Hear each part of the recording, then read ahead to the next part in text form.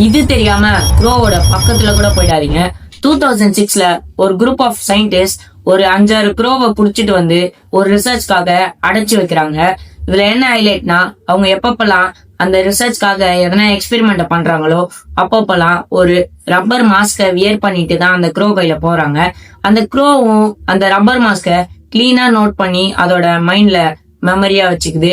இப்ப கொஞ்ச நாள் கழிச்சு எக்ஸ்பெரிமெண்ட் எல்லாம் முடிஞ்ச உடனே அந்த க்ரோவெல்லாம் ரிலீஸ் பண்ணிடுறாங்க. கரெக்டா அந்த எக்ஸ்பெரிமெண்ட் முடிஞ்சு 11 வருஷம் கழிச்சு திருப்பி அந்த ரப்பர் மாஸ்க போட்டுட்டு அந்த ரிசர்ச்சர்ஸ் வெளியே வந்தா சுத்தி இருக்கிற க்ரோலாம் பயங்கரமா அவரை பார்த்து கத்துது. அது ஒரு டேஞ்சரை பார்த்தா எப்படி பயந்து கத்துமோ அந்த மாதிரி கத்துது.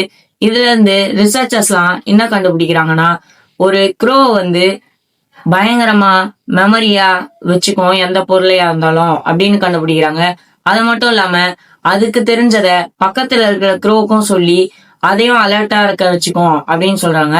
இந்த மாதிரி நிறைய இன்ட்ரெஸ்டிங்கான வீடியோஸ் பார்க்கறதுக்கு மறக்காம நம்ம சேனலை சப்ஸ்கிரைப் பண்ணிக்கோங்க.